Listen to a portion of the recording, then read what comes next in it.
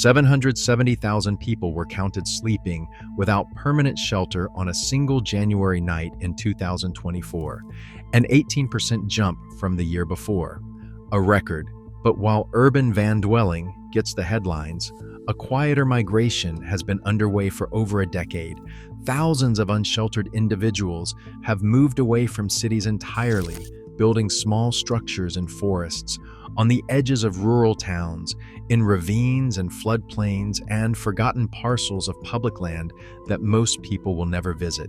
These are not tents, they are cabins, small, rough, functional shelters built from salvaged materials and designed from the ground up to look like they have already been abandoned. Somewhere in the national forests of Western Oregon, one of these cabins has been standing for roughly 4 years. It sits about 900 feet from a popular hiking trail, tucked behind a stand of Douglas fir. The roof sags on one side. One window frame is empty. Hikers who wandered close enough to notice it assumed it was a relic from an old logging operation. Nobody reported it, nobody investigated, and every single night for the past 4 years, someone has slept inside it. That is by design, and this video documents how it works. The first question is why someone would build a structure in the woods and then make it look like a ruin. The answer sits inside the same legal pressure that drives urban van dwellers to disguise their vehicles as contractor vans. Federal land, including national forests, allows dispersed camping for up to 14 days. After that, you have to move at least 5 miles. Building any permanent structure on public land is a federal offense carrying fines up to $5,000 and potential imprisonment. On private land, unauthorized structures mean trespassing charges and demolition with no notice. In Josephine County, Oregon alone, Forest Service teams removed over 150 unauthorized camps in a single fiscal year. So the strategy is not to hide from the land, it is to hide in plain sight on it. A structure that looks occupied gets reported, investigated, and removed. A structure that looks like it was occupied 30 years ago gets ignored. That distinction is the foundation of everything that follows. And the first method is where it starts. Experienced builders in Washington, Oregon, and the mountains of western North Carolina call it the weathered shell technique. It costs almost nothing, and it has kept structures undetected for years. The natural instinct when building a survival shelter is to focus on structural integrity, strong walls, a tight roof, weather sealing. Those instincts are correct, but a well-built shelter in the middle of a forest looks exactly like what it is, something someone just built. And anything that looks new in a place where nothing else is new draws attention instantly. The weathered shell starts with material selection. Experienced builders never use fresh-cut lumber. They salvage wood from collapsed barns, old fence lines, demolished outbuildings, and roadside debris piles. The key is mismatched aging. A wall made of boards that are all the same color and cut reads as constructed. A wall made from 4 or 5 different sources of weathered wood, each a different shade of gray and brown, reads as something that has been sitting in the elements for years. The roof is the single most important visual element. A clean, intact roof signals maintenance. Maintenance signals occupation. So builders deliberately stage imperfection. One section of roofing might be slightly buckled. A patch of moss is not removed but encouraged. Some builders apply a slurry of buttermilk and moss spores directly to the north-facing surfaces of the structure, accelerating natural moss growth by months. Within a single wet season in the Pacific Northwest, a cabin treated this way looks like it has been abandoned for a decade. Windows follow the same logic. A fully intact glass window says somebody cares about this building. An empty window frame says nobody has in a long time. Builders leave at least one window frame open and visible from the most likely approach angle. Some go further, placing a few shards of broken glass on the ground below the empty frame to suggest the pane broke and fell out naturally. The actual living window, The one with intact glass or heavy plastic sheeting faces away from any trail or access point. One man who maintained a cabin in the Pisgah National Forest for over 3 years described his approach simply. He said the building looked worse every year. That was on purpose. Each season he added another layer of apparent neglect, a fallen branch left leaning against the wall, a section of tar paper peeling visibly from the roof. He was not maintaining a shelter, he was curating a ruin. Pay attention to that detail because it explains a principle that runs through every method in this system. The goal is never to look hidden. The goal is to look unimportant. But a cabin that looks abandoned from the outside can still give itself away through one signal that travels farther than any visual cue: smoke. This is where the difference between lasting a few months and lasting years actually lives. Wood smoke is the single most reliable indicator of human presence in a forested area. During the day, it rises as a visible column or haze above the canopy. At night, it carries a scent that an experienced hiker or ranger can detect from over a quarter-mile away. Fire is essential for anyone living off-grid: heat, cooking, water purification, but visible or smellable smoke from a supposedly abandoned cabin destroys the entire illusion in seconds. The solution is a fire construction method borrowed from military field operations called a Dakota fire hole. They are 2 holes dug roughly 12 inches apart. One is the fire chamber, about 12 inches deep and 10 inches wide. The second is an air tunnel angled to connect to the base of the fire chamber underground. The tunnel feeds oxygen from below, creating a hotter, more complete burn. A hotter burn means less smoke. In ideal conditions, a properly built Dakota fire hole produces nearly invisible exhaust, especially when burning dry, seasoned hardwood. Fuel selection matters as much as the fire itself. Greenwood, resinous softwoods like pine, and damp materials all produce heavy, visible smoke, regardless of how the fire is built. Experienced builders stockpile dry hardwood, dead standing oak, maple, or ash, split thin and stored under cover for weeks before it is needed. One woman living in a structure near the Hoh Rainforest in Washington said she spent more time managing her firewood supply than any other single task. Dry fuel was the difference between a warm night and a knock from a ranger. Timing creates another layer of discipline. Smoke is most visible during early morning and late afternoon when temperature inversions trap it near the ground and low-angle sunlight illuminates it against the canopy. The safest burn window is between 10 o'clock at night and 4 o'clock in the morning. Darkness conceals any residual smoke. Fewer people are moving through the area. Cooking happens in this window. Water purification happens in this window. By sunrise, the fire is cold and the cabin sits in the trees looking exactly like it looked yesterday, empty. And this is where things get harder, because even the weathered shell and smoke discipline together cannot handle one specific scenario: someone walking up to the door and looking inside.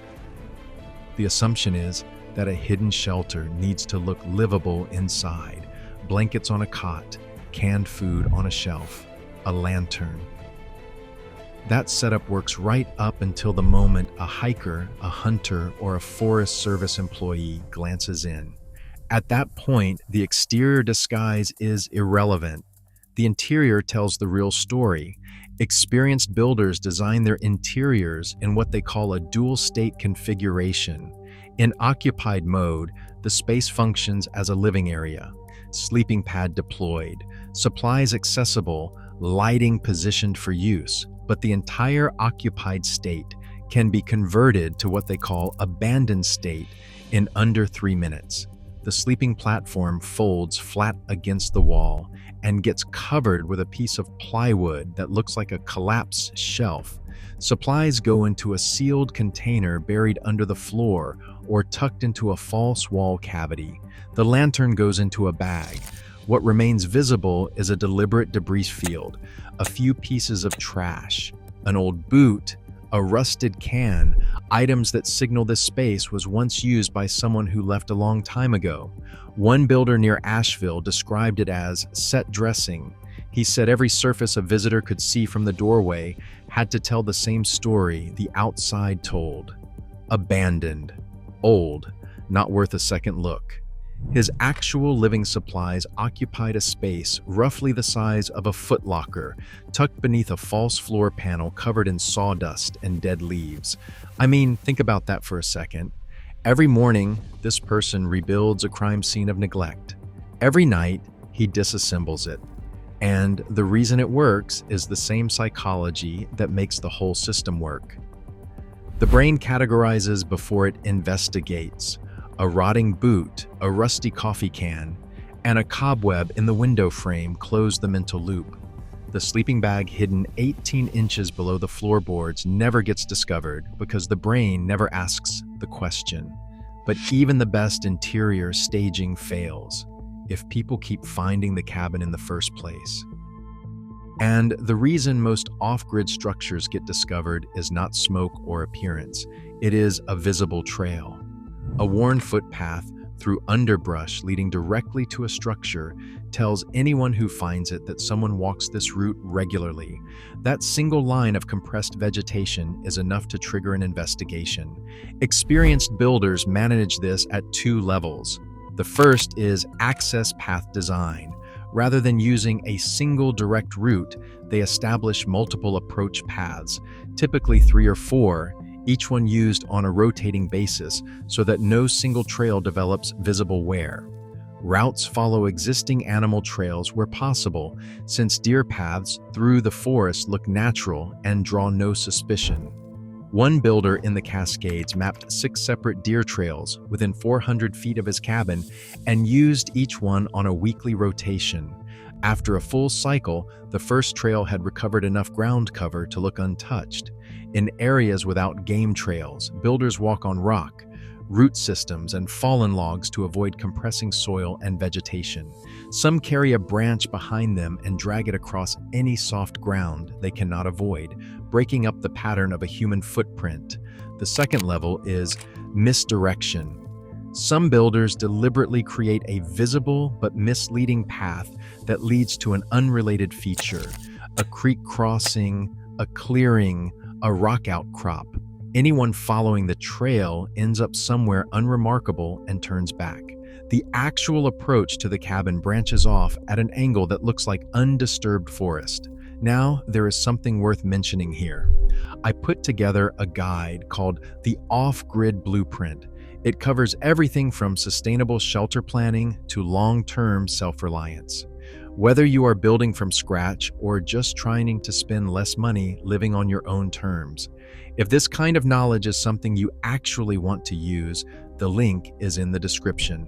It was built for people who take self-reliance seriously. Beyond path management, experienced builders have developed passive perimeter awareness systems that alert them to approaching visitors without any electronic equipment. The most common is a network of monofilament fishing lines strung at ankle height across likely approach vectors connected to small noise indicators. Not alarms, just enough sound, a pebble dropping into a tin can, a stick falling from a branch to alert the occupant that something has entered the perimeter. These systems are invisible to anyone not looking for them, and they produce sounds that blend with normal forest activity. Natural indicators serve a similar function. Disturbed spider webs across a gap between trees tell the builder that something passed through recently. A branch placed at a specific angle across a trail, if displaced, signals foot traffic. One man who lived in a structure in the Daniel Boone National Forest for just over 2 years said he knew within minutes if anyone had been within 200 feet of his cabin while he was away. He never used anything electronic. He used sticks, fishing line, and his own memory of how things looked when he left. So those are the 4 methods: the weathered shell, smoke discipline, the false abandonment interior, and the ghost trail network. Each one solves a specific detection problem. But what experienced builders discovered is that the methods do not just stack. They interact in ways that change how each one works. The first interaction is seasonal. In summer, smoke discipline relaxes because cooking can shift to no fire methods. cold meals, solar heating of water in black containers, passive food preparation. But summer introduces a different threat: increased foot traffic from hikers and recreational visitors. So the ghost trail network intensifies: more approach paths, more perimeter indicators, more frequent checks. In winter, the pattern reverses. Foot traffic drops, but fire becomes essential. Smoke discipline tightens to its strictest protocols. Dakota fire holes must be maintained perfectly. Fuel must be bone dry. Burn windows must be observed without exception. The second interaction is what experienced builders call the decay progression. A structure that looks the same level of abandon year after year eventually looks wrong. Real abandoned buildings deteriorate. The paint fades further. The wood splits deeper. Vegetation encroaches, so builders add new signs of decay each season. A board loosened from the wall, another section of roof allowed to sag. One builder in the Ozarks kept a mental calendar of decay milestones. In year 1, the exterior looked 10 years neglected. By year 3, he had staged it to look 25 years gone. He even allowed a small sapling to grow through a gap in the porch boards, because nothing says abandoned like a tree growing through the floor. The third interaction is counterintuitive. Some builders found that occasional controlled visibility actually enhances concealment. A structure that is never seen by anyone exists in a kind of information vacuum. If a ranger stumbles across it, the discovery feels significant, something hidden. But a structure that a few people have noticed and dismissed as an old ruin exists in a different category. It has already been mentally filed as unimportant. Some builders deliberately allow their cabin to be partially visible from a distance, trusting the weathered shell to do its job, because a structure that has been seen and ignored is safer than one that has never been seen at all. These techniques were not invented by any single person. They were developed collectively, shared in encampments in the Cascades and the Blue Ridge and the Ozarks, refined through failure, passed forward through necessity. A builder near Eugene learned the false floor technique from a man he met at a warming shelter in Portland who had learned it from someone in Montana. The knowledge migrated with the people, and each person who used it added something. One woman who maintained a cabin outside of Roseburg, Oregon, for nearly 4 years said the cabin was not her last choice. It was her best available choice, and building it, maintaining it, adapting it season after season required more sustained problem solving than any job she had held before the housing market priced her out. Each method alone buys a few weeks. Together, they have bought years. What this system represents is not failure. It is a discipline that housing systems have no category for, developed without funding, without institutional support, and without recognition. If this kind of content matters to you, subscribing means more people find it.